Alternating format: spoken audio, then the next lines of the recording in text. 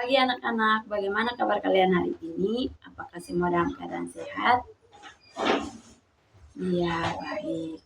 Jadi pada pembelajaran kali ini kita akan membahas tentang bagian-bagian pada bunga. Sebelum itu, Ibu minta anak-anak buka buku paket di halaman 39. Ya, baik. Karena sudah, Ibu ada pertanyaan. Ada yang masih ingat materi kita di minggu lalu tentang apa? Iya, benar sekali, tentang bunga. Ada yang bisa jelaskan apa itu bunga? Ya, Indah, silahkan. Iya, bagus sekali ya jawaban dari Indah. Jadi, bunga adalah alat reproduksi seksual pada tumbuhan berbunga. Dan bunga juga adalah bagian tanaman yang berfungsi untuk menghasilkan biji yang nantinya akan tumbuh menjadi tanaman baru atau individu baru. Iya, baik. Karena semua masih ingat materi kita di minggu lalu, maka kita akan melanjutkan materi kita. Ada yang tahu ada berapa bagian pada bunga? Ya, benar. Ada 6 bagian. Ada yang bisa sebutkan salah satu bagian pada bunga? Ya, Riko, silakan.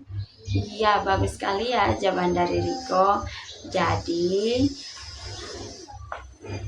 bagian-bagian bunga yang pertama tangkai bunga atau pedicel, yang kedua dasar bunga atau receptakulum, yang ketiga kelopak bunga atau kaliks, yang keempat mahkota bunga atau corolla, yang kelima benang sari atau stamen, dan yang keenam yaitu putik atau pistil.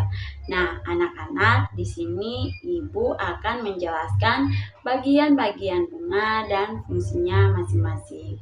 Kita sudah tahu bahwa yang tadi pertama adalah tangkai bunga atau pedicel, merupakan bagian yang menghubungkan bunga dengan batang tanaman.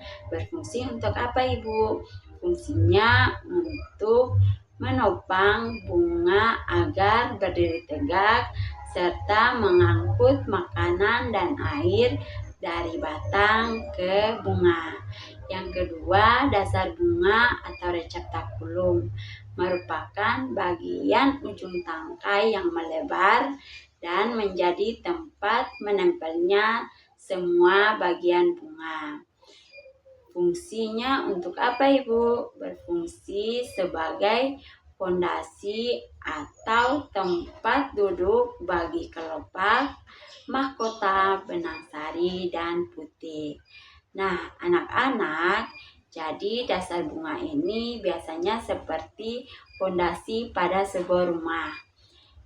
Mengapa? Karena fondasi ini harus kuat dan kokoh agar dapat menahan bagian-bagian rumah seperti tiang, balok, lantai, atap, bahkan orang-orang yang ada di dalam rumah serta perabotan, dan juga dapat menahan badai dari luar atau beban dari luar seperti angin kencang, hujan badai, serta gempa. Nah, yang ketiga yaitu kelopak bunga atau kaliks, merupakan bagian paling luar dari bunga. Biasanya berwarna hijau seperti daun. Berfungsi untuk apa, Ibu? Berfungsi untuk melindungi bunga saat masih kuncup dan belum mekar agar tidak rusak atau kering. Nah, anak-anak, kelopak bunga ini biasanya berfungsi seperti kalau pada manusia itu baju. Nah, baju ini bisa melindungi kita dari panasnya sinar matahari dan dinginnya cuaca pada malam hari. Nah, anak-anak, mungkin di Indonesia kita tidak terlalu merasakan kedinginan. Beda ceritanya dengan masyarakat atau penduduk yang berada di negara bagian Eropa. di mana mereka itu harus menggunakan jaket yang tebal, sepatu boot yang tebal, bahkan menggunakan topi-topi yang tebal, dan topi itu memiliki pelindung telinga. Biasanya untuk melindungi mereka dari dinginnya cuaca yang sangat ekstrim. Nah, anak-anak, kalau di sana itu mereka bahkan harus menggunakan itu karena udara di sana sangat dingin dan ekstrim, bahkan bisa membuat kita itu bibirnya pecah-pecah ya anak-anak.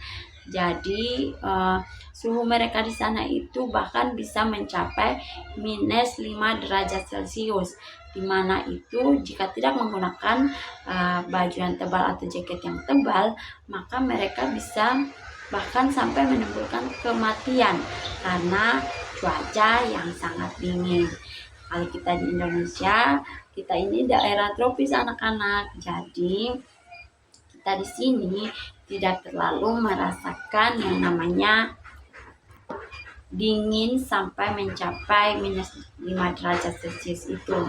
Kita di sini masih dapat menggunakan baju-baju yang nyaman digunakan atau tidak perlu yang tebal karena udara kita tidak dingin ya anak-anak. Nah, kita lanjut.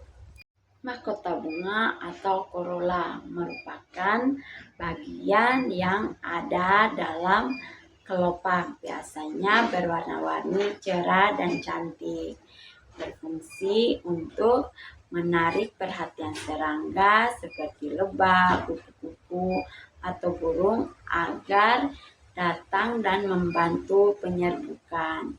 Yang kelima, ada yang namanya benang sari atau stamen, merupakan alat kelamin jantan pada bunga, berfungsi untuk menghasilkan serbuk sari untuk pembuahan. Yang keenam yaitu putik atau pistil, merupakan alat kelamin betina pada tumbuhan berbunga. Biasanya terletak di bagian paling tengah, berfungsi sebagai penerima serbuk sari dan menjadi tempat terjadinya pembuahan. Nah, anak-anak, sampai di sini materi kita hari ini. Selamat siang dan sampai jumpa di pertemuan berikut.